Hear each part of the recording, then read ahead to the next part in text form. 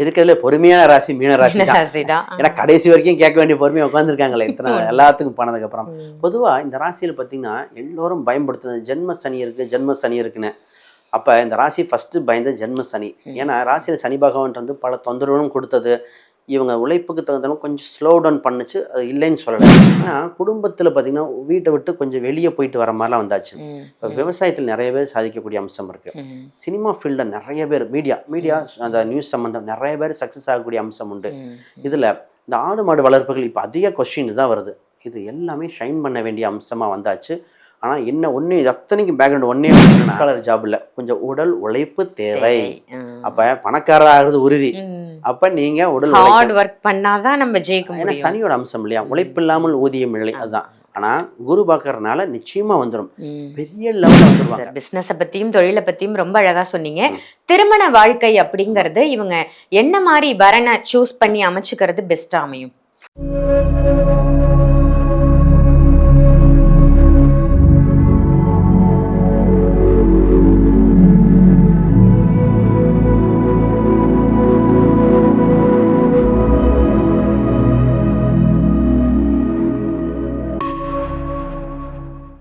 ஆன்மீக பரிகார நேயர்கள் அனைவருக்கும் அன்பான வணக்கங்கள். இன்னைக்கு நம்ம யாரை சந்திக்க வந்திருக்கோம் அப்படின்னு பாத்தீங்கன்னா, அஸ்ட்ராலஜர், நியூமராலஜிஸ்ட் அப்படின்னு சொல்லலாம். அதே மாதிரி சோழி பிரசன்னம் பார்க்கக்கூடியவர். இந்த காலகட்டத்தில் சோழி பிரசன்னம் பார்க்கறதுன்றது ரொம்ப கம்மியாக தான் இருக்கு. நம்ம தமிழ்நாட்டில் சோழி பிரசன்னம் பார்க்கக்கூடியவர் வேற யாருமே இல்லை, நம்மளுடைய ஸ்ரீ சுபம் விஜயகுமார் சாரை தான் சந்திக்க வந்திருக்கோம். இன்னைக்கு ரொம்ப அருமையான விஷயத்தை பத்தி தெரிஞ்சுக்க போறோம். வணக்கம் சார். வணக்கம் மேடம்.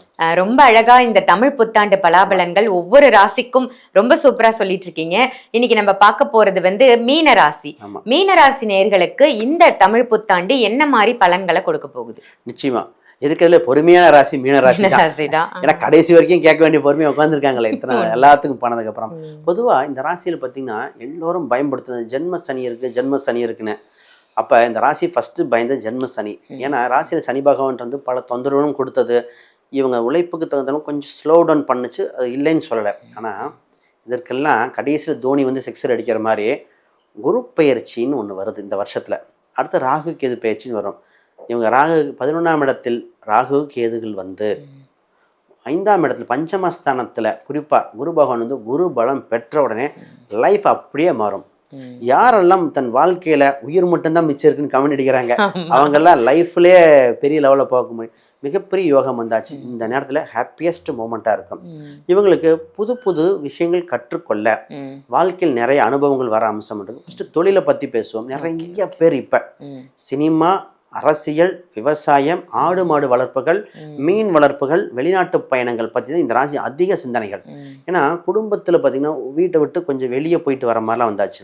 இப்போ விவசாயத்தில் நிறைய பேர் சாதிக்கக்கூடிய அம்சம் இருக்கு. சினிமா ஃபீல்டில் நிறைய பேர் மீடியா அந்த நியூஸ் சம்மந்தம் நிறைய பேர் சக்ஸஸ் ஆகக்கூடிய அம்சம் உண்டு.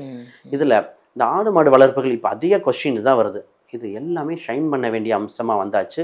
ஆனால் என்ன ஒன்று அத்தனைக்கும் பேக்ரவுண்ட் ஒன்று என்னன்னா, ஒயிட் கலர் ஜாப் இல்லை, கொஞ்சம் உடல் உழைப்பு தேவை. அப்ப பணக்காரர் ஆகிறது உறுதி. அப்ப நீங்க உடல் ஹார்ட் ஒர்க் பண்ணாதான் நம்ம ஜெயிக்க முடியும். ஏன்னா சனியோட அம்சம் இல்லையா, உழைப்பு இல்லாமல் ஊதியம் இல்லை. அதுதான். ஆனா குரு பார்க்கறதுனால நிச்சயமா வந்துடும், பெரிய லெவல்ல வந்துருவாங்க.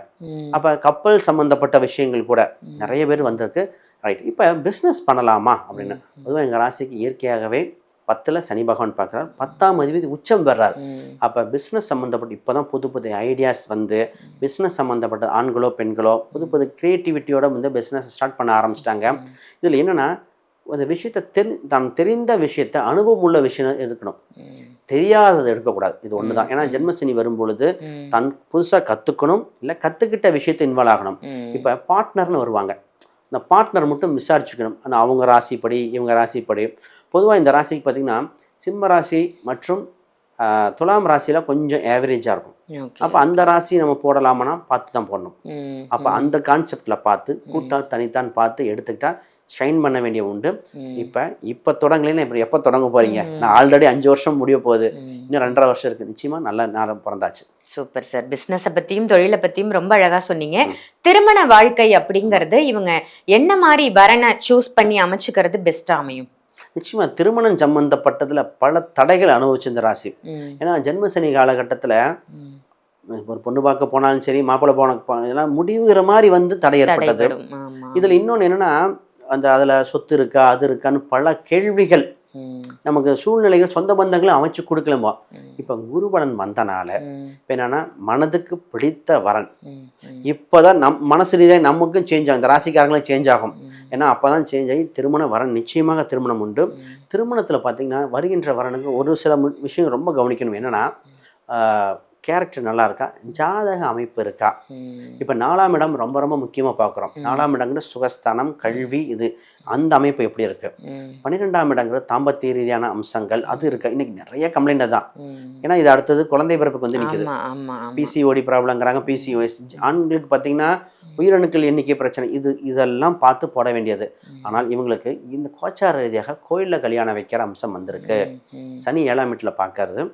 அப்போ சனி 7ஆம் வீட்டுக்கு வந்துட்டாலே கோயிலில் வைக்கணும், இல்லை சிம்பிளாக வைக்கணும். அப்போ நான் நிறைய பேர் ரிசப்ஷனில் நான் கல்யாணத்துக்கு அப்புறம் கொடுக்குற இந்த ராசிக்கு கொடுத்துருக்கேன். அப்போ நிச்சயம் பார்த்தீங்கன்னா திருமணத்துக்கு முன்னாடி நாள் நிச்சயம் பண்ண வைக்கிறது. ஏன்னா ரொம்ப லாங் கேப் போட்டால் திருஷ்டி தோஷம் ஏற்பட்டுரும். அந்த நாள் ஏன்னா சனி அந்த 2ஆம் கண் திருஷ்டிகள் ஏற்படுறதுனால இந்த நியரஸ்ட்டில் போட்டு டக்குன்னு முடியும். ரொம்ப இதெல்லாம் 6 மாதம் 1 வருஷம் கழிச்சு கல்யாணம் வைப்பாங்க. இந்த ஃபீல்டில் பார்த்தீங்கன்னா மெடிசன் சம்மந்தப்பட்ட டாக்டராக இருக்கிறவங்க எம்பிபிஎஸ் முடிக்கும்போது திருமணம் பண்ணிடுறாங்க. கணவர் ஒரு பக்கம் ஹையர் எஜுகேஷன், மனைவி ஒரு பக்கம் வேறு பக்கம் பிஜி படிக்கிறாங்க. அந்த லாங் கேப் வரும், அதாவது நிச்சயம் அந்த மாதிரிலாம் இல்லாமல் குயிக்காக முடிக்க வேண்டிய காலகட்டம். ஆனால் திருமணம் உண்டு, நிச்சயமாக நல்ல வரனாக வரும். நல்ல ஒரு வரப்பிரசாதமான விஷயமா சொல்லியிருக்கீங்க. ஏன்னா நிறைய பேர் காத்துட்டு இருக்காங்க திருமணத்துக்காக, ஜாதகத்தை பார்த்து வெயிட் பண்ணிட்டு இருக்கக்கூடிய மக்களுக்கு நல்ல தகவல். படிக்கக்கூடிய மீனராசி பிள்ளைகளுக்கு ஆண் பெண் யாராக இருந்தாலும் எந்த துறையை தேர்ந்தெடுப்பது சிறப்பு? நிச்சயமா இந்த ராசிக்குன்னு ஒரு விஷயம் என்னன்னா, இவங்க பெஸ்ட் அட்வைசர். எந்த விஷயத்த நல்லதெல்லாம் தேடி தேடி படிக்கிற யோகம் இருக்க ராசி. அதாவது இந்த ராசி எப்பவுமே மாற்றான் தோட்டத்து மல்லிகைக்கு மனம் உண்டும்ப. ஏன்னா இவரு தேவகுரு, குரு பகவான் தேவகுரு, ஆனா உச்சம் பெறுது அசுரகுரு. அப்ப நல்ல விஷயம் ஏதாவது அக்செப்ட் பண்ணி, அப்ப இவங்களுக்கு தேடல் தான் இவங்க ப்ளஸ் பாயிண்ட். என்ன படிக்கணும் அப்படிங்கிறது ஒவ்வொரு விஷயம் தேடி தேடி, இவங்களுக்கு பேங்கிங் சம்மந்தப்பட்டது சூப்பராக இருக்கு. கம்ப்யூட்டர் சம்மந்தப்பட்டதில் வெளியூரில் சென்று படிக்கக்கூடிய அம்சம் இருக்குது. கம்ப்யூட்டர், பேங்கிங்கு, சினிமா, அரசியல் அனைத்துமே யோகங்கள் இவங்களுக்கு இந்த காலகட்டத்தில், ஜென்ம சனி காலகட்டத்தில். ஆனால் என்ன, குடும்பத்தை விட்டு கொஞ்சம் பிரிஞ்சு இருக்கிற மாதிரி வருது, கொஞ்சம் தள்ளிய வேறு இடத்துல போய் படிக்கக்கூடிய அம்சம். அப்போ ஒரு இடமாற்றமோ ஒரு சேஞ்சோ இருக்கும், அதை பண்ணலாம். இந்த நேரத்தில் பார்த்தீங்கன்னா கவர்மெண்ட் எக்ஸாம்ஸ்க்கு நிறைய பேர் ப்ரிப்பேர் பண்ணுவாங்க. அப்போ அந்த ப்ரிப்பரேஷன் வீட்டிலேருந்து படிக்கக்கூடாது, வெளியே போய் படிக்கணும். அப்போ ஏதோ ஒரு உறவை பிரியணும் விதி, கல்விக்காக, படிப்புக்காக. இப்போ வெளிநாடாக இருக்கலாம், வேறு எதுவும் போனால் நல்லாயிருக்கும். இவங்களுக்கு நான் பெஸ்ட் அட்வைஸ் என்ன பண்ணுவேன்னா, ப்ராக்டிக்கலாக படிக்கணும். இந்த ராசி ஆன்லைனில் யூடியூப்பில் படிப்பாங்க, எழுதி பாருங்கமே. சனிங்கிறது எழுதி பார்க்கணுங்க. ஒரு சிலர் நடந்து பார்க்க படிக்கிறது. இந்த ராசி ஒரு ஐடியா சொல்கிறேன் பாருங்க, மார்க்கில் பெஸ்ட்டாக வரணும்னா சூளம் பார்த்து படிக்கணும். சூளம் காலண்டர் சூளம் பார்ப்பேன். இந்த இப்போ கிழக்கு சூளன் வைங்க, அந்த பையனோ பெண்ணோ வடக்கு தெற்கா உட்காந்து படிக்கணும். ஓ, எந்த பக்கம் சூளம் இருக்கோ அதுக்கு ஆப்போசிட்டா. ஆமா. ஏன் அப்படின்னா, ஏன் சூளம் இதுவும் படிக்க, இதுக்கு என்ன விஷயம், அவங்க மைண்ட் செட்டு தான், வேற ஒன்றும் இல்லை. ஜென்ம சனி அங்கே சனியாம சூளம். அப்போ அடுத்த நாள் இது ஒரு சின்ன விஷயம் தானே, இதை சொல்லி பல பேர் சக்ஸஸ் ஆயிருக்காங்க. இம்ப்ளிமெண்ட் பண்ண வேண்டிய சூழ்நிலைகள். நிச்சயமா நல்ல பாயிண்டா இருக்குன்னு நினைக்கிறேன் நம்ம நேயர்களுக்கு. கண்டிப்பா சார், கண்டிப்பா. ஏன்னா எதை சாப்பிட்டா பித்தம் தெளியும் அப்படின்னு இருக்கக்கூடிய மக்களுக்கு வந்து படிப்புன்றது, கல்வி ரொம்ப முக்கியம் இல்லையா? சோ அதுக்கு ஒரு சின்ன பாயிண்டா இருந்தாலும் நல்ல பாயிண்டா சொல்லியிருக்கீங்க. எதை தின்னா பித்தம் தெளியும் அப்படின்னு இருக்கக்கூடிய இந்த மீனராசி நேயர்களுக்கு வந்து முக்கியமா படிப்புக்கு வந்து ரொம்ப அழகா ஒரு சின்ன டிப்ஸா இருந்தாலும் அழகான டிப்ஸா கொடுத்தீங்க. கடன் சுமை அதிகமா இருக்கக்கூடிய மீனராசி நேயர்களுக்கு வந்து அந்த கடன்ல இருந்து விடுபடுறதுக்கு என்ன வழி? நிச்சயமா இந்த ராசிக்கு ஏன் கடன் வந்ததுன்னா, 6ஆம் இடத்துல இருந்த கேது பகவான் தன் உழைப்புக்கு தகுந்த ஊதியத்தை கொடுக்கல, உள்ளூர்ல இருந்தவங்களுக்கு கடனாக கொடுத்துருச்சு. ஒரு சில மருத்துவ செலவு, விரைய செலவின் மூலம் கடன் ஏற்பட்டது. இப்போ அது கேதுக்குண்டான பரிகாரங்கள் செய்ய வேண்டிய சூழ்நிலை. பொதுவாகவே இந்த ராசிக்கு நான் எப்பவுமே சித்தி விநாயகர், காரிய சித்தி விநாயகர் அடைய, சித்தி விநாயகர் கோயிலுக்கு சென்று வழிபட சொல்லியிருக்கேன். இப்போ இந்த கடன் அடையிறதுக்கு இவங்க என்ன பண்ணணும் அப்படின்னா, இவங்க காவல் தெய்வத்தை கெட்டியா பிடிச்சுக்கணும். காவல் தெய்வம் இவங்க குலதெய்வத்தில் இருக்கிற காவல் தெய்வமா இருக்கலாம், அந்த எல்லை தெய்வங்களா இருக்கலாம். அப்ப இந்த மாதிரி தெய்வத்தை வழிபாடு பண்ணும்போது ஒரு அமைப்பு வருது. இதுல இவங்களுக்கு இந்த மைத்திரேய முகூர்த்தத்தையும் பயன்படுத்திக்கலாம். இந்த செவ்வாய்க்கிழமை, செவ்வாய் உரை, இல்லை அஸ்வினி நட்சத்திரம், இப்போ நெட்ல போட்டாலும் வருது. அது ஏன் இந்த பாயிண்ட் சொல்றோம்னா, இதுல பண்ணும் பொழுது நிச்சயமா சக்சஸ் ரேட் ஜாஸ்தி. சிறு தொகையை எடுத்து வைத்து பண்ணும் பொழுது இதா இருக்கு. இவங்க கையில ஒரு சில பொருளை வைத்துக்கணும். என்னன்னா, அதாவது இவங்களுக்கு ஏதோ ஒரு மோதிரம் விரல்ல தங்க மோதிரம் ஒன்று போட்டுக்கலாம். சார் இந்த ரேட்டு தங்க ரேட்டுக்கு ரொம்ப ஜாஸ்தி அப்படின்னா திருச்செந்தூர் முருகர் படம், குருஸ்தலம். இப்போ குரு வழிபாடு திருச்செந்தூர் முருகர், அப்போ குழந்தை வடிவத்தில் இருக்கிற முருகர் அல்லது திருச்செந்தூர் முருகர், இந்த 2 அம்சத்தை வழிபாடு பண்ணா கடன் நிச்சயம் அடைஞ்சிடும் உங்களுக்கு. சூப்பர் சார், நல்ல ஒரு டிப்ஸா கொடுத்துருக்கீங்க. மைத்ரேய முகூர்த்தமும் சொல்லியிருக்காங்க, அதே மாதிரி செவ்வாய்க்கிழமை செவ்வாய் ஹோரையும் சொல்லியிருக்கீங்க. நல்ல ஒரு தகவல். திருச்செந்தூர் முருகர் வழிபாடும் மோதிரம், சிறிய மோதிரம் அணியறது சிறப்புன்னு சொல்லியிருக்கீங்க.